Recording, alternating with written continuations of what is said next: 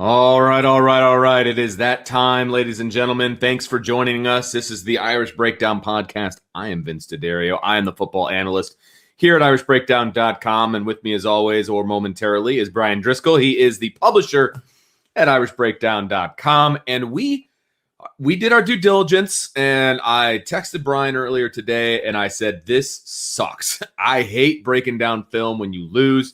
The last four, upon further reviews that we have done, we kind of started off the podcast by saying, look, when you win a game, it's easy to hammer the guys because you came off of a win, and it's easy to kind of go over things that you didn't do well because you won the game, right? And it's easier to watch film when you've won a game too, because you can be like, well, okay, we made some mistakes here, but we won the game, so it's not as big of a deal as it could have been, that kind of a thing.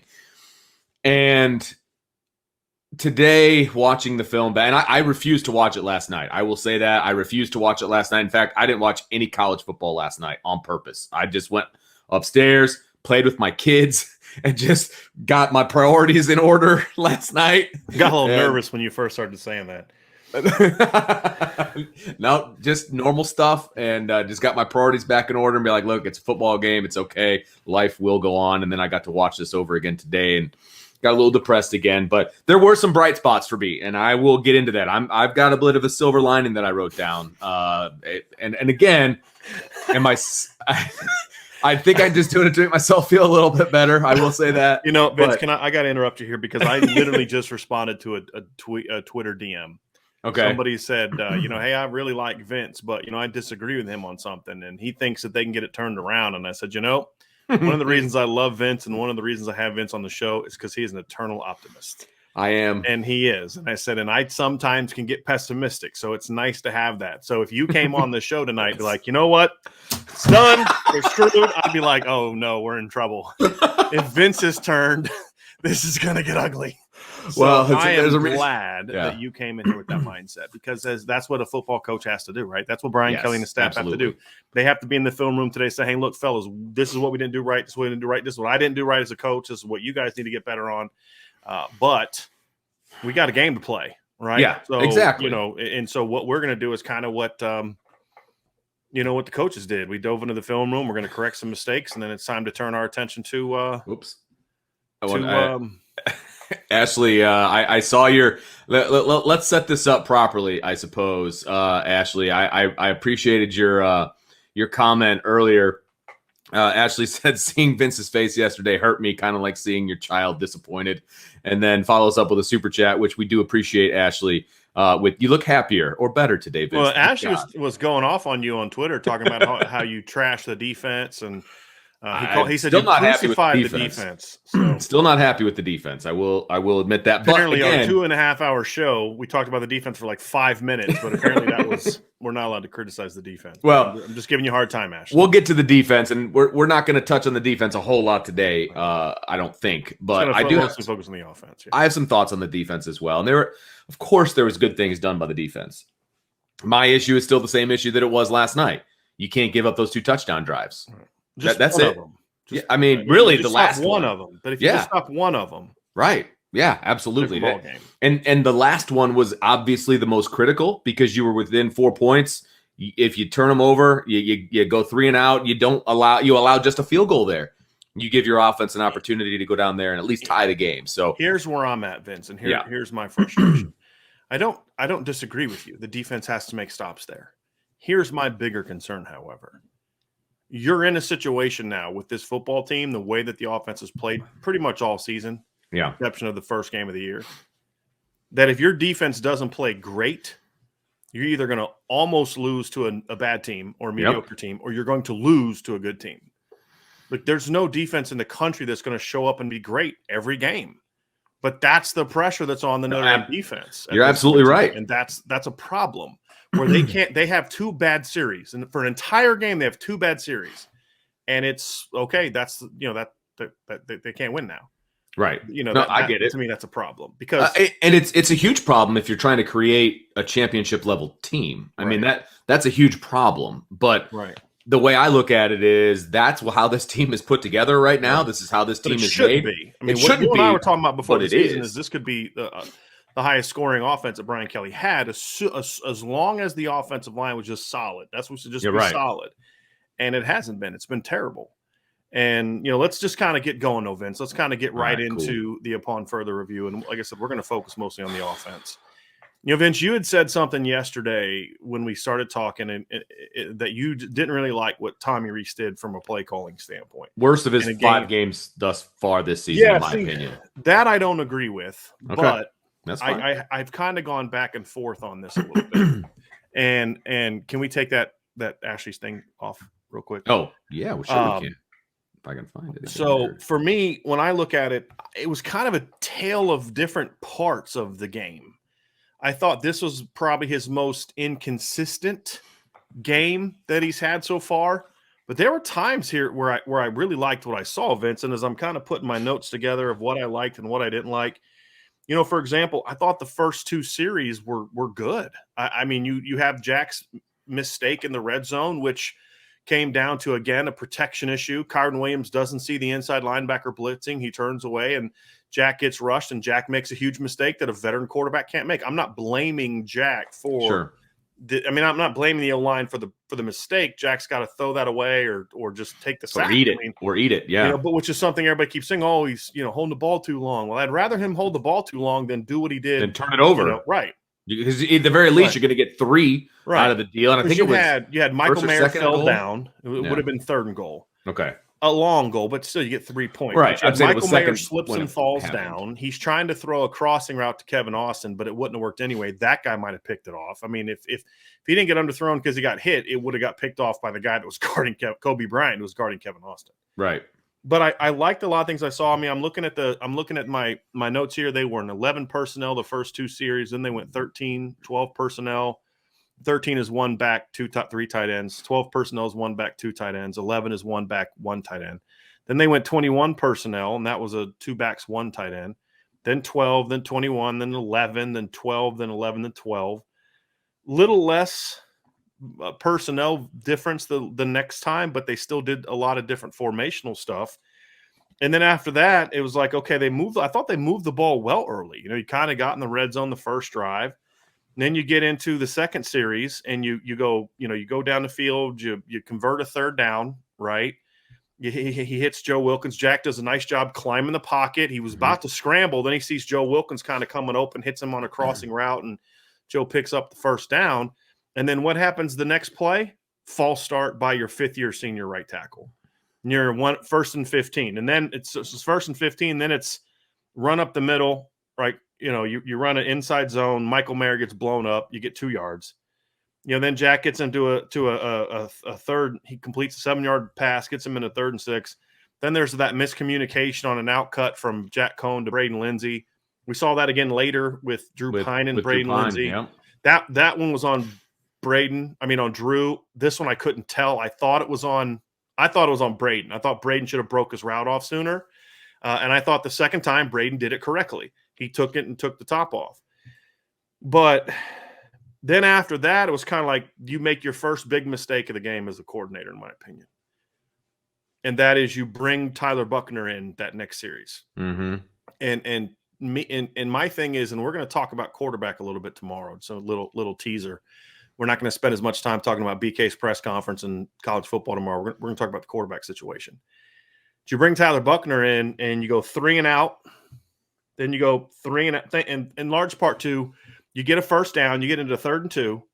Then you get a first down on a run where basically Kyron Williams is making a play. But then you get a 3rd and you get a hold by Josh Lugg, puts you back 10 yards, and then you throw an incomplete pass. Then you come out the next series and you're 3 and out with an interception. And now, before Jack Cohn goes back on the field, Jack Cohn had played 2 series. That's it, 2 series. He goes out, it's 0-0. By the time he's back on the field, it's 10-0. Yeah, they're down 10-0. Yeah, you're right. You're right, because they got the interception, and then they score a touchdown, score a touchdown, and then they fumble on the kickoff and get the field goal. So yeah, you're right, 10-0, right. Just like that. Right. So then Jack comes out the next time. They move the ball, and then they get into a 1st and 10, 2nd and 10, 3rd and 13, and then it's punt. And then the next time he convert a 3rd and 11, and then you get down there again. He drops back and sack, and then it's just trying to force the run. There was way too much trying to force the run on first down. That's what I did not like at all. I mean, yes. At this point in the season, you got to know you're not good at running the football. Right. You still got to run it a little bit, but not it's like what we talked about yesterday, right? And we don't need to rehash it again. It's build your run game around your pass game. Correct. And to me, that's what we're just not seeing. They're trying to force feed the run game. Look, I don't understand what lining up in 13 personnel, one running back, 3 tight ends, 1 receiver, does for you against a team like Cincinnati. You can't run the ball. They know you can't run the ball. They're just crashing your line and blowing guys up. I mean, there's one particular play. They ran an inside zone, and I watched the play. 3 of the Notre Dame offensive linemen were 1.5 yards behind the line of scrimmage by the time the running back got tackled. The 4th guy who wasn't behind the line, because when he came off the ball, he hit somebody and fell down on his face past the line. That was it. Okay, that's who you are right now. Okay, you're not Harry Heaston. It's like, the old Danny Ainge. Hey, Larry Bird ain't walking through. Hey, Harry Heaston ain't walking through that door. Joe Moore's not walking through that door tomorrow. This is who you are, right? So either A, get up your coaches behind, or stop trying to game plan and force feed this offense on people. If you're in 2nd 11 and you're in 13 personnel, and you're trying to run a play action pass to Michael Mayer, hey, guess what? They're going to play Michael Mayer because they know you can't run the football, right? And there's just too much stuff like that. And I thought that some of that creativity we saw off the script was gone when it came down to it. But then you get out in the second half, Vince, and you have a couple really nice back-to-back drives. You have the series where I saw adjustments made. Right. Going into the second half. I did. I saw adjustments made. Yeah. The second scoring drive, for example, we talked about it last night. They run the reverse, then they go 12 personnel, they motion and Michael Mayer outside. They hit him with a hitch route. I did not like the reverse to the boundary, though. I would have liked it better to the field. The one to or maybe it was the jet. The jet early to Chris. Yeah, to Chris Tyree. Chris Tyree. Yes, it was to the boundary and to the tight end side. So you're already outlet. When you run a jet sweep to the tight end side into the boundary against Cincinnati, who does not go corners over, you're outnumbered you're outflanked. And so it wasn't a great design, but at least they tried it. Yeah. Didn't go back to it. They did it once. Exactly. It's like I feel like they did it to say, okay, I'll shut Driscoll up. Like we got a jet sweep to Chris Tyree. We're not going to run it again, but it's like it. And there was the concept we saw early in the game. I kind of drew it up a little bit, so I'm going to kind of go like old school ghetto here, but like I got this concept right here, right? So this is the play we were talking about. So they went in motion here, right? They went in motion here. They had Kevin Austin out here, and he went in motion. And then so Ahmed Gardner squeezes down, and then Michael Mayer comes on this route, and he takes Ahmed Gardner. So now quarterback's got to read his linebacker. And they got Kyron Williams going on here we go. So everything's backwards. You got Kyron Williams going on a wheel route, and then you got Avery Davis coming on a crossing route right here, and you just got to read that linebacker. Well, the linebacker flows out with Kyron Williams, and you bang the cross. They did it later for a successfully again, where that time they ran it to Kevin Austin's side, and Kevin ran like a deep in cut, took Ahmed Gardner with him. They isolated the linebacker, hit Avery Davis on a cross, and move the chains. Now, Cincinnati eventually played it, and then Notre Dame didn't have a counter to that. But that was the concept that we talked about last week. That's what works against Cincinnati. So there were some things like that we saw. It's like, I saw an attempt. We saw more levels, more crossing routes. We saw stuff like that. But I loved the 4th and 10 call. They ran an inverted flood. We've talked a lot about flood, Vince. I'm like, this is my yellow board, right? So instead of white pad, we're going yellow board. Where's my pen, my marker? Because this doesn't work with a normal pen. There it is. Give me a second. Yeah, you got to go with the marker. Got to go with the marker. So they've been running a lot of flood concepts this year, right? And flood we've talked about is you're flooding a zone. So they've done stuff like this, right? This is called a flood concept, right? They're flooding a zone. Well, what they did yesterday that I really liked is because on a 4th and 10, they ran a concept that I like, and we basically called it an inverted flood, but other people call it differently. But it's essentially the same concept, but you're reversing responsibility. So if you remember on the first flood, the number 3 guy, the inside guy, had the short route. Number 2 ran the outcut. Well, what they did was they ran this concept here. And so by doing that, what they were able to do is they were able to get that nickel out, and they were able to isolate Michael Mayer on that linebacker like that, right? Well, on 4th and 10, that's a great play design because you're now isoing your best player against the linebacker. Michael ran a great route. Jack threw a great ball in between 2 guys. Just great ball, great catch. Well, yeah, and he was able to step into the pocket. He was back there. He was calm. Yeah. He was calm. He didn't have the happy feet. He wasn't trying to get out of there.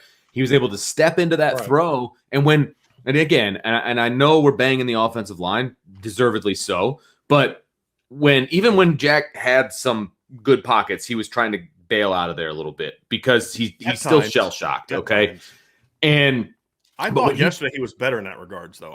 He was. But when he's in the pocket and he's able to stay in the pocket and step into his throws, he's fantastic. If he had a decent offensive line, none of this conversation. They never went 3 and out with Jack Cohn. Jack Cohn only played really 4 series in the game. Yeah. I don't count the last series at the end of the half where they just ran 3 plays in the end of the half. Yeah. He played only 4 series. They got a first down on every series that he played. They had almost half the first downs from the game were with Jack Cohn in the game. And we saw, then again, I think it sputtered. And then we saw the same thing kind of happen in the second half. Drew Pine comes in the game, and I think it was their first series. I'm going to have to pull up the play-by-play, but I thought it was the first series, Vince, where they kind of got to move. Drew throws a 15-yard pass. He completes a 15-yard pass. Then he completes a 17-yard pass on that play, and then they bring in Tyler Buckner. And they wasted the first down, and then he's in there for 2nd and 10 and 3rd, and then they're punting because of that. Right. And it was, it was a wasted first down. And so for me, go ahead. As I say, I did not like overall how they used Tyler Buckner yesterday. Right. Those were some of the issues that I had. Yes, agree. And that's part of the game plan. And that's coming from 2 guys who want to use Tyler Buckner. But you and I had always said that I felt the primary reason to use Tyler Buckner was more of like a red zone, short yardage early on. Develop your package, then expand. They just expanded. And I guess part of my frustration with the whole go from Jack Cohn to Drew Pine or is the same things that people are saying about Drew Pine now. The offense just moves better with him. The line run blocks better with him. That was the same crap we heard when Tyler Buckner first got in against Toledo. Mm-hmm. But now there's film on Tyler Buckner, and teams know what they're going to do, and he's been ineffective the last 2 games that he's played in. Completely ineffective. And so, and it's not him. It's not Tyler's fault. It's just teams know what they're going to do. Now, technically, I take that back. There are 2 times yesterday that Tyler should have handed the ball off. I thought he should have handed it off to was it a jet or no, they're both inside zones. They were jetting, but they were actually jetting, but then they were carrying out read zone, and the jets were he'd pull and throw it to the guy. Or run it. And both times, like the first time, if he hands it off to Sebo's got a crease to maybe get 6-7 yards. But he pulls it and they don't have it. But again, when you're putting a kid in that situation, he's trying to move the offense. He's not in a red zone where it's like, hey man, just run the offense. It's more of a hey, you're pulling, you're trying to do something. And that just kind of threw off the I feel like when you just do it like that, just to do it, it's 1st and 10. There's no rhyme or reason to it for your players. Yeah. Whereas when it's hey, when we get in the red zone, Jack, you're coming off. We're putting Tyler in. Right. And I just feel like they haven't used that correctly. And as much as I liked the notion of playing Tyler Buckner, until they figure out how to use him correctly, then there's no point in playing. They got to stop doing that. Yeah. They gotta get him more nichey and say, hey, look, we're going to put him in red zone and then let him have some success there. That way the other quarterbacks understand what's going to happen. Whether it's Cohn, whether it's Pine, who I don't care who it is. Right. They understand. Okay. Oh, I'm down. I'm coming out. All right. Let's go. Hey, Tyler, let's go, buddy. Because the same thing that has happened to Jack Cohn. And the reason I'm bringing this up is the same thing that has happened to Jack Cohn is going to happen to Drew Pine if they make that switch. If he's the starter. Right. Yeah. Right. This isn't a Jack Cohn problem per se. So anyway, those are some things I thought early I liked what they did. I just don't think they were able to once Cincinnati adjusted, they didn't have a lot of countermeasures, in my opinion. And they got to figure out a way to get the ball. When they throw quick game to the perimeter, it's effective. That was a mistake Jack made a couple times too, is that the first time they lined up with that spread and ran the ball up the middle and ran the RPOs, they gashed them. The next time they did that, they had 7 guys near the box. Jack has to pull that ball and throw it outside on the look screen, and he didn't do it. That's on him. So there was mistakes he made too. We talked about the double screen, and he ran the wrong side. There was a lot of those mistakes made by all quarterbacks. Because I want to talk about the quarterbacks next, Vince. I don't think any of the quarterbacks played well necessarily in that game yesterday. And I think the reason that people perceive Drew to have played better is he threw a touchdown pass, which was, I felt, kind of woefully underthrown. But he gave the guy a chance. That's all I asked for. That's not a criticism of Drew, but he's got to put that ball a little bit more outside, if we're being honest. But the only difference in those two is Drew threw a touchdown in a situation, and Tyler or Jack threw the interception. But I mean, Drew Pine went 9 of 22. You know, they had 3 and outs. They had the ball at the end of the game with a chance to go score, and he couldn't get it done. He had some mistakes. He's trying to throw 100 miles an hour on crossing routes. You know, he's not reading things out correctly. You know, he's got to hit Deion Colsey on a play on the, you know, it was a 3rd and 10 play where he's just kind of locked in on a guy. He's got Deion Colsey, I think it was, running a little quick hitch route. He's got to get that ball out. And so all the quarterbacks, to me, none of the quarterbacks played well yesterday. The guy I fault the least is Tyler, because why are you asking Tyler Buckner to drop back and throw on 3rd and 12 and 3rd and 7? That's a you problem, not a Tyler Buckner problem. Yeah, I hate that so much. So the quarterback play just wasn't good enough yesterday, no matter who was in the game. And the first touchdown of the game. Tyler Buckner, that we talked about, them having a punt on that first drive, and they're moving the ball, and they put Tyler Buckner in the game, and they go for it. Oh, they didn't punt that series, Vince. That was the 4th down, and I hated the 4th down call. Tyler, the 4 verts. Yeah, Drew made a bad read on 3rd down, in my opinion, and it was a bad call on 4th down, and Drew. I think part of the reason. So I actually listened to the broadcast today when I was breaking it down, and I'm like, now I know why everybody thinks that there's this huge gap in quarterback play, because Drew Brees was loving himself some Drew Pine. Drew Pine was coming off the bench looking like, Brady Quinn or something like that. That's not. I hate how I sounded just now, because I'm not banging on Drew. I love Drew. There hasn't been a bigger Drew Pine supporter before he got in and started playing well. Exactly. Than me. But it's just we're setting him up to fail, in my opinion, because there are so many other problems that aren't Jack Cohn related. Okay. And so now I understand why people think, because he's like, he's talking about, if he throws this ball here, he's got to read, the 4th down. He's got to read. If he throws that ball over top to Braden Lindsey, there's a safety sitting right on top that picks that ball off. That was not the read. The read should have been down low to the option route to Michael Mayer, which is a route that Jack had thrown earlier. And then, Drew had some good moments too. He had a great 3rd down throw to Mayer. It was a little high, but I mean, that's okay. Give the guy a chance to make the play. Absolutely. And because Jack had a high throw on 3rd down, and Braden Lindsey made a great catch on. Just get the ball out there, give your guys a chance. And on those plays, they made those catches. Right. He had a really nice 3rd down throw to Lorenzo Styles, and great job by Styles to come back to the ball, because that guy there was a defender in between him and the football, and Drew throws it out. Lorenzo steps to the ball, and I thought he played well when he got in. And I will say, I like the fact that both freshman receivers were in on that drive too. Yeah, well, they had to. Yeah, I like Wilkins was hurt. They didn't have anybody else, and everyone else was transferred.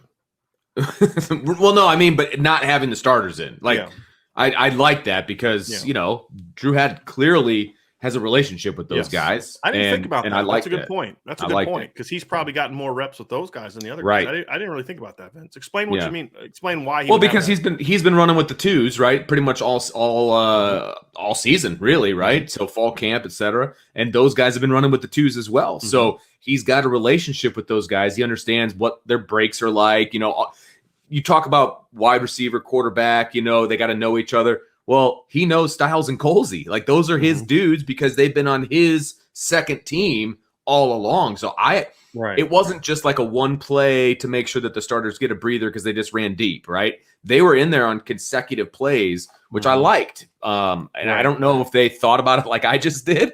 And maybe it was a coincidence. I would like to give them credit for that. I think that makes – otherwise, why do it? That's against what they normally do. Absolutely. So I like it. Normally, when they bring a freshman in, it's to give the guy a breather, and then as soon as he gets the breather, they put the other guy back in. So I would like to think that there was. I'm going to give them credit where credit's due. Sure. 3rd and 8. They're calling a pass play on 3rd and 8, and they left both of the freshmen in the game. I don't think they would have done that if they weren't saying, look, if there wasn't some thought to this is who we've seen some good things from this connection, from these guys. So I liked it. Yeah, and I thought Deion Colsey played well. I thought Lorenzo Styles played well. They both need to play more, and not because Braden and Kevin can't play. Kevin had another bad game. We'll get into that a little bit. That they can play. But I really feel like we can talk about I get that we have to have something to focus on. And I think I know why people are focusing so much on the quarterback position. is because we know there's something that can be done about that. It's like people want blood. They want somebody to blame, and the easiest people to blame right now are Kane Madden, Jack Cohn, and Zeke Correll, right? Because we know you can't fire Jeff Quinn and Tommy Reese and Brian Kelly in the middle of the season, right? You can bench players, and and people think that's going to all of a sudden fix the problem. It's not going to fix the problem. No, it's not. Right? The problem is a preparation thing. Sure. And as we saw yesterday, when Drew Pine had to play a little bit more, that the offense still had its issues, right? And I'm not saying he doesn't need to get benched. And I saw somebody say, "Well, Jack Cohn's a 50." I don't care about what the expectations are. Expectations don't count for extra points in football. No. Right? What counts is, can you make the play or not? And right now, none of the quarterbacks are making enough plays. And now that there's more film on Drew Pine, we saw Drew Pine less effective when he wasn't coming into a game, and Drew still did some good things in this game. And I think we'll talk tomorrow, but I think there is a case to a strong argument to make about who to start a quarterback. I don't think it's a no-brainer that it should be Jack. I don't either. No, I don't either. But I definitely, one thing I know you can't do, whether you start Jack or Drew, is keep doing what you're doing where there's the uncertainty of, oh, gee, am I coming off now? There needs to be, you need to know, I'm in the game until we get in the red zone, or until we get, 2nd and 2 or 3rd and 2. I got to know I'm in the game. And that's true of Jack. That's true of Drew. And that needs to be true of Tyler too, that, hey, I'm not going in until we get into the red zone. Then I got to be ready for my package to be called. Exactly. And then he'll know what's going to be called too. Exactly. Because look, play calls are different when you're between the 20s and when you're inside the 20. They're just different. Right. And you can't, there's plays that will not work between the 20s that work when you're inside the 20. And so, you're putting Tyler in a position that he's not going to be successful right now. Right. He's just not. Okay, because defenses can key on him, and there's different things that defenses do between the 20s and inside the 20. And so if he knows he's going to be in the game inside the 20, he pretty much knows what's going to be called, more or less, right? And he can get that down. He can perfect that. And that's what you need to do with a true freshman quarterback who hasn't played football in 2 years. Right. It's like he came in that one situation and did a great job. I mean, he sparked him. But as we said at the time, let's see what happens when teams get some film on him. Exactly. And the problem is they haven't evolved his position. Right. And the point of this is not to say Jack Cohn should start, Drew Pine should start, Tyler Buckner should start. The point is to say they are not putting any of the quarterbacks in position to be successful right now. None of them. And 9 for 22 is not going to win you a bunch of games moving forward. And again, I'm not putting that on Drew. But if you think – I'm trying to tamp down the expectations that Drew's going to come in and all of a sudden the offense is going to look like what we thought it was going to be in the preseason. I wish I had a nickel for every post I saw today about how if Kelly puts Pine in earlier, they win the game. And, that's just – people see what they want to see. If the defense keeps forcing turnovers to give them the ball at the 38-yard line, they might have been able to come back and win the game. Right. But again, if you break the game down in an objective manner, which is we did today, you're going to realize the offense had the same problems both times, with the exception of one play. And that's where right now, that's the difference between Jack and Drew. Is Drew's not turning the ball over on throws. Now, again, he got hit from behind and turned the ball over, but look, that I didn't blame Jack when that happened to him. I don't blame Drew when it happened to him. That I blame the protection in the left tackle. Right. So that's why I say he's not turning the ball over when he's throwing the ball. That's the difference right now. And a fifth-year senior can't turn the ball over in that situation. You just can't. No quarterback can, but you especially can't have that when a fifth-year senior does it. But if you break the game down, that's the only difference between the two. Is that play? The offense still. This team is not a quarterback away from being special. That's I think that's the overarching thing that I want to get out there. It's not the quarterback situation that is holding this team back. Because I still believe they can win with all three of these guys if used correctly. I still believe that. Right. But our point is, it is not that Drew can't do it. It's that Drew's going to have the same problem that Jack had, because he's not like. I was kind of joking with Darren yesterday, Darren Pritchett, who you work with at WSBT at times, and I do a show with on Wednesday mornings, or segment with on Wednesday mornings. And he said, they need to put Jack, Drew Pine in the game. And my response was, where? Left tackle, left guard, right guard? Like, you know what I mean? Like, the point being, that's the bigger issue. And that's what I want to kind of dive into, Vince. Let's do it. Kind of been able to break I've that got down. some thoughts. And the final thing to me, my final frustration, I forgot to say this, is I was ready to pull my hair out, and I don't have a lot. I love that they went 21 personnel so much, but it's like there was one particular third down play. I think Drew was in the game at the time. They ran third down, and they had both backs in the game. They both pass blocked. You had 7 guys trying to block 4. That happened more than with once. With the quarterback, and you've got 7 guys dropping into coverage. And shocker, Drew doesn't have anywhere to go with football. Right, because you've got 7 covering 3. 3, right. And it's like, okay. Again, that's what I'm saying. That's not a Drew Pine problem. Right. Right. So until you don't feel like you have to use your 2 stud running backs to pass block for you, I mean, what's the point? Right. But that goes back to your line is so bad that you're trying to figure something out just to give your quarterback enough time to throw the football. So let's get into the offensive line, and we have a super chat from Garth Cassidy. Garth, thank you very much for that. Garth says, can we just have our O-line be Alt, Christophic, Patterson, Spindler, and Lugg? I mean, when Tosh Baker's hurt, I don't. It's fine. I had somebody else say to me last night, I don't know if it was in this chat or not, maybe it was on the board, but said, can we hire Joe Alt Sr. to be the O-line coach? Because he clearly knows how to coach. You brought that up during the show last night. Okay, you said it. I don't know if anybody. Yeah. I don't know if somebody had said it. Yeah, somebody had said it. Yeah, it wasn't. I don't think it was my original idea. I'll take credit for it if you want. I'm cool. Anyway, I just remember hearing you say it. So last night's a little delirious. I like to look at it as kind of like a bad dream. So we have other super chats. Do you want to get to those now, or do you want to wait on them? We have 4 or 5 others. I brought this one up because it was relevant. Oh, because it's related. Right. Cool. Right. That's fine. I don't even know what the other one said. I just saw we can get a couple more. Richard Maltby says Cincinnati taking over the stadium was embarrassing. Number 1. Number 2, Cincinnati wanted it more than us. Agree. 3, these QBs need to read the room. And 4, damn it. I like 4. I like 4 too. And I would kind of combine 1 and 2. I think the Cincy fans wanted it more than the Notre Dame fans, to be honest with you, based on the people that were in the stadium. Do they not know how to handle success gracefully at all? And we got a couple more events. Let me go try to find some of these. I've got one here from at 8:02. Demetrius Rex. Anyone else think the manner in which we lost is tragically comedic? It's so typical of Notre Dame that you can't make it up. That's fair. It is tragically Notre Dame, because only Notre Dame could have lost in that manner. Yeah. I mean, I have an interesting article on irishbreakdown.com, and I had some O-line intel that I put out on the message board that I'd like to be curious for people to hear about. But, I don't know, Vince.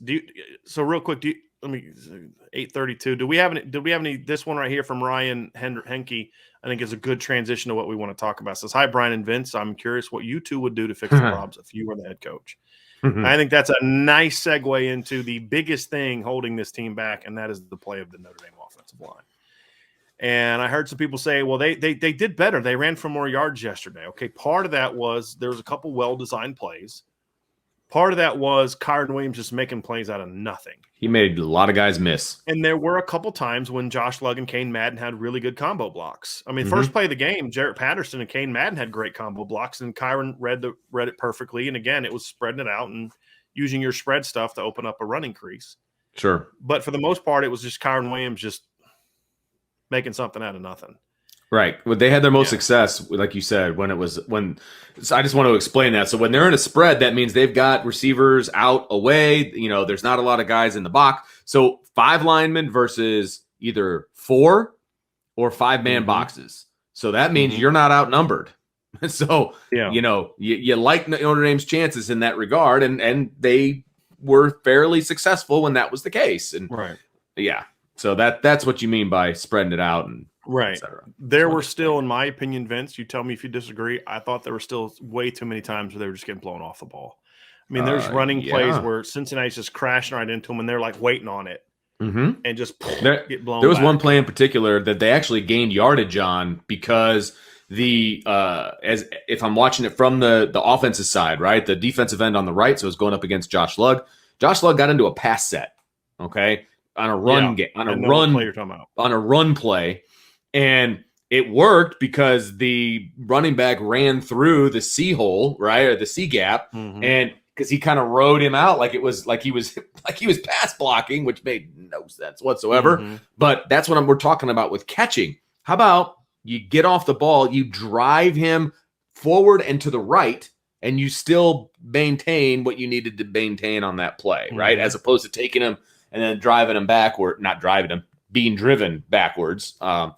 I just don't understand how that is being taught. That still perplexes me as to why they're teaching to catch on run plays. Right. It worked that time, almost accidentally. Again, that's a lot of that's because of the backs, and that's, I mean, it just they're not driving their feet, stopping their feet. Yeah. Not, I mean, run game and pass game. You know, what was it? Trying to remember which play it was. But it was I'm trying to see if I can find it in my notes. But there was a play where, you know, they dropped back the pass and they ran a twist and the tackle goes out and the end comes in and they had no concept how to block it. There was another play where it was one of the third down. I think it was the third down play on the first drive where they went for it on third and didn't get it. I think it was the third down play. I have to go back and look again. But they've got a back and two linemen blocking two defensive players. But they went inside guy went out, outside guy looped around, and three guys went with the one guy. And it's the same exact thing. Clean. Yeah, and Vince, it's the same thing that we've seen. It happened on the sack too. It happened to Wisconsin. It happened against Purdue. It happened against Toledo. It happened against Florida State. This is the stuff we complained about back in 2019 and 2018. The difference is Notre Dame doesn't have a veteran offensive lineman that got hurt that can lead them through film sessions. Or Watt. Yeah, I think sarcastically. No, I know. I think it was the cone interception. I want to say off the top of my head, where both Zeke Correll and Carmody got pushed back so hard on the right side, or on the left side of the offensive line, right side of the defense. They got pushed back so hard that Carmody was actually tripping and falling backwards. And the end, I don't even think it was a planned stunt. The end then decided, because he had him falling back so much, that he then dipped back and inside, and there was such a gap because Patterson went to the right to double with Madden, and there was such a gap because they had pushed the left side of the line so far back that it was wide open to go hit the quarterback. I mean, it was. I'm sorry, Carmody did not play well in this game, and Zeke Correll did not play well. And honestly, again, you know what? I'm gonna defend Michael Carmody here. Michael Carmody, we said this before the game. I said it on our message board. People are acting like Michael Carmody is going to be this magic elixir for some reason. But Michael Carmody gave up 2 hits on the quarterback and a sack and a half against Toledo when he replaced Blake Fisher. Right. I'm not going to bang on Michael. Michael Carmody should be playing guard. And this staff's insistence on when a guy goes down, we're just going to plug in the next guy instead of being willing. When a guy goes down with an injury, is going to miss a game or two, you plug in the next guy. Definitely. When a guy goes down and you know it's going to be minimum 6 to 8 weeks, and there's a lot of flipping big games in that 6 to 8 weeks, then you got to be willing to say, hey, we're going to move somebody else over here. We're going to move somebody over there. You know, you move guys around. You don't just plug in the next guy. Right. Michael Carmody's not a tackle. He's not. He's a really tough physical kid who is not good in space. Look, Michael's a good athlete, right? He got beat to the inside so many times. But he's not here's the thing you have to understand is you can be athletic and not good in space. And that's Michael's issue. Michael's a big, tough kid that is athletic, but he's not a guy that's great or comfortable in space. And tackles have to be good in space. And he's not real good when he's really sinking a lot, which tackles have to do a lot of the time. Yep. That's not his sweet spot. It's, I thought, I remember, I'm trying to think of some guy. I mean, there's been times I've seen guys say they just don't look great at tackle, and then you move them to guard and they're great players. Sure. Well, he just wasn't athletic enough to play tackle. No, that's not it. It's not about athleticism. He's just more comfortable in tighter areas. He's not a space guy. Right. And that's Michael Carmody. And so you're part of the reason you're putting him in is because you don't have Blake Fisher. But if Blake Fisher was healthy, they would be better because he's that good. But they wouldn't be that much better. Right. And it would simply just be because he's that good. Well, because he's only 1/5 of the equation. Right. That's still be getting beat inside like every other left tackle that's played left tackle has happened to him.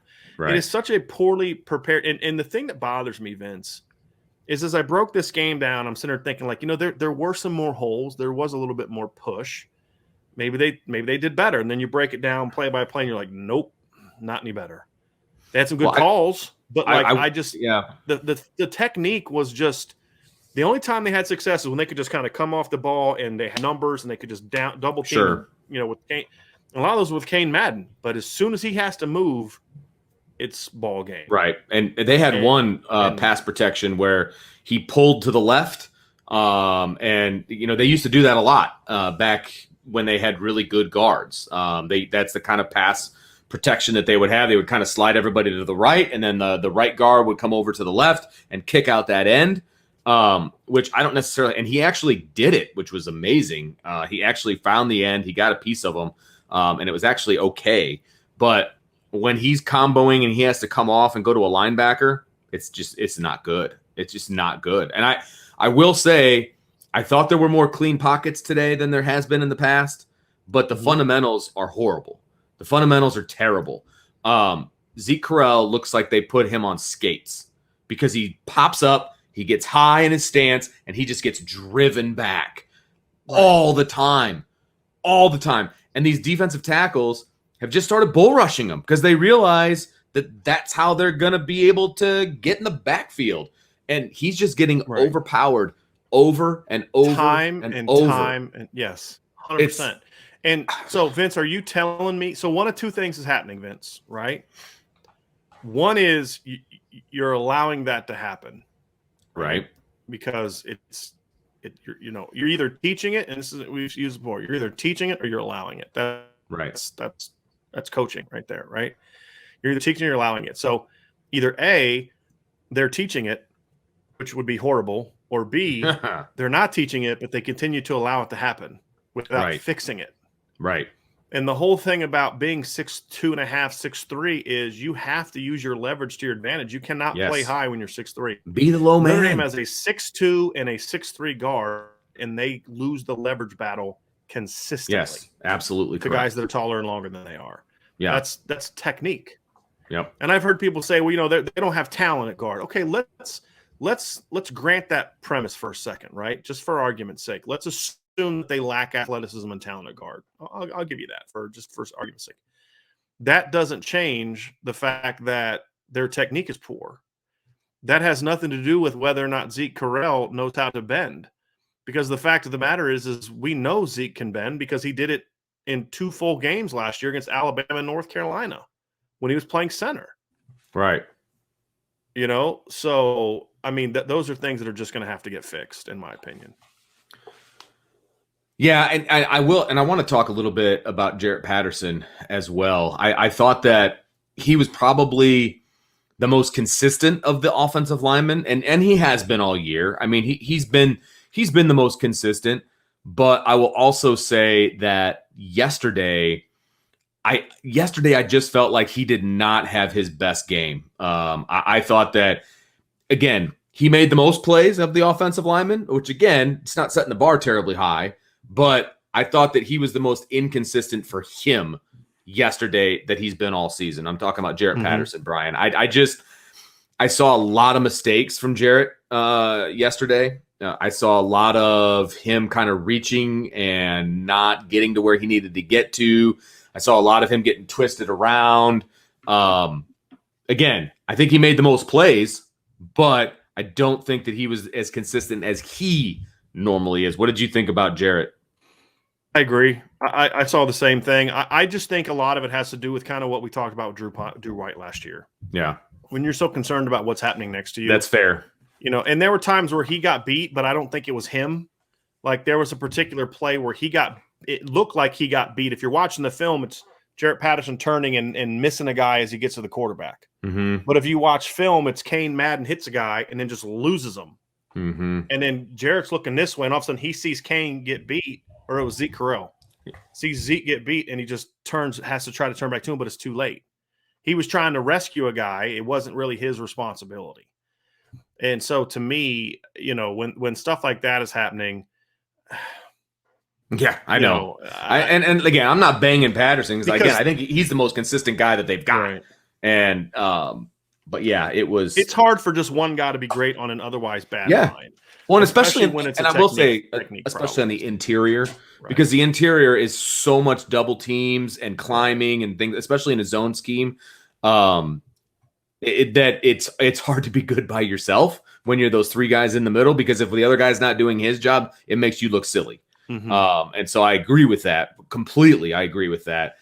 Somebody, and I want to say this. Somebody commented. I want to say it was last night. Again, I kind of chalked that up to a bad dream.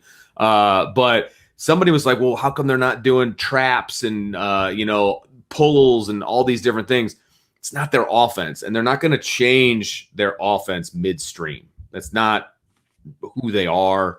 That's my opinion. What would you say to that? They have that stuff in their system. They have quick traps. They have kickouts. We saw them try to run that last week against Wisconsin. But again, they ran it twice. And I showed a breakdown of this on the message board at Irish Breakdown, so people should check this out. But the problem is they were running it, but Wisconsin was running a twist, and they didn't know how to pick it up.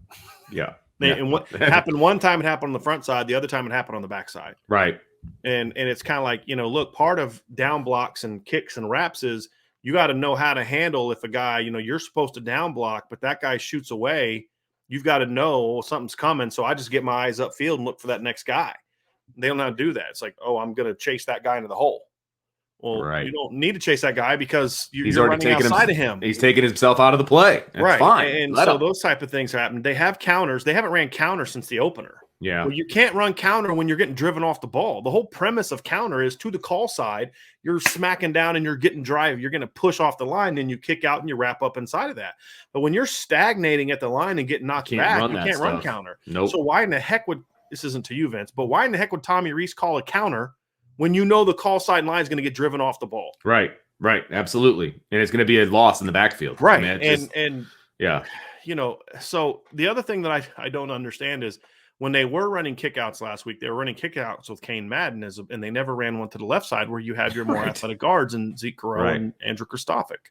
Right. So, there's just a lot of strange things, but at the same time, look, folks, I could draw up a couple really cool plays that I like, and what if they tried this and this works? But at the end of the day, if your line can't come off the ball with force, if they stop their feet on contact, if they don't know how to pick up simple line games, if they don't know how, if they're getting knocked off the ball. There was a play yesterday, Vince, they were in 13 personnel, and they just kind of stepped up, and just one guy just hits Josh Lugg, knocks him back.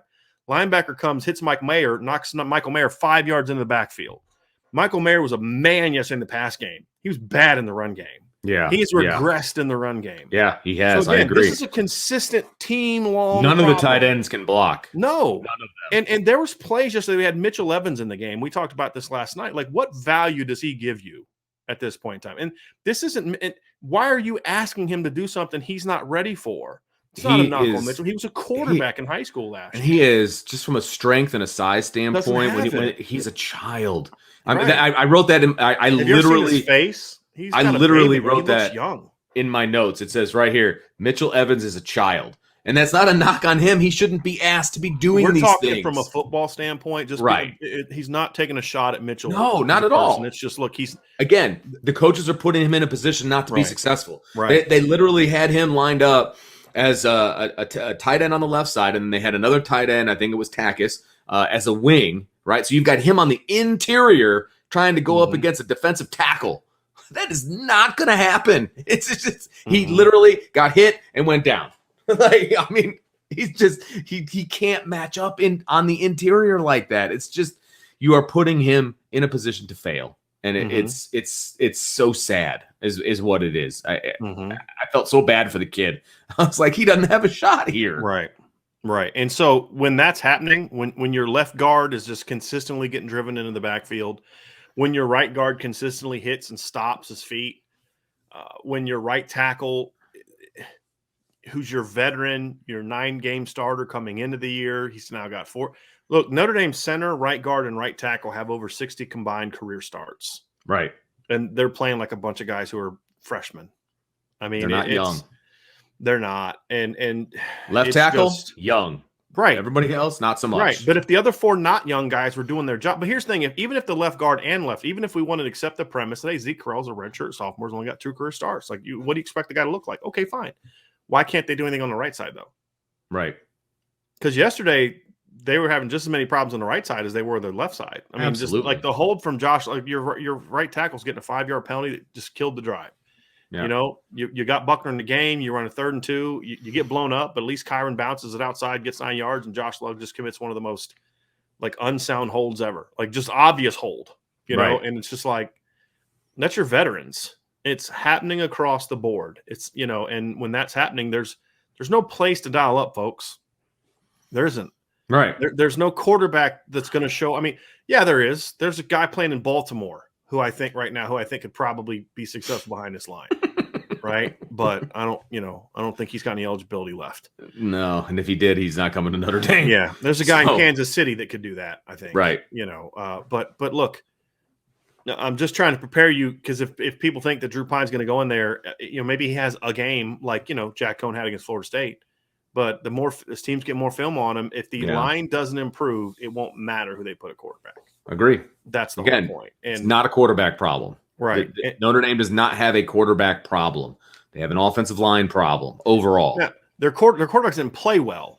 Right. But that's not what's losing them games. Right. I mean, because it's kind of like when Jack or Drew make a mistake, it's heightened now. Because you can so unafford to have an incompletion.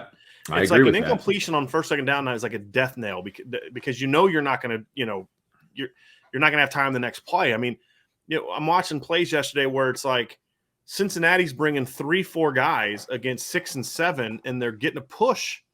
Yeah. And then the times that the offensive line was giving them time, it was 6 on 4, 7 on 3, 7 on 4, 7 on 5. But because they had to leave 7 guys in the field in the game, they were still outnumbered down the field, and there wasn't anybody to throw the ball to. Right. It's just a problem that to me, I don't know how fixable it is, because in theory it's fixable.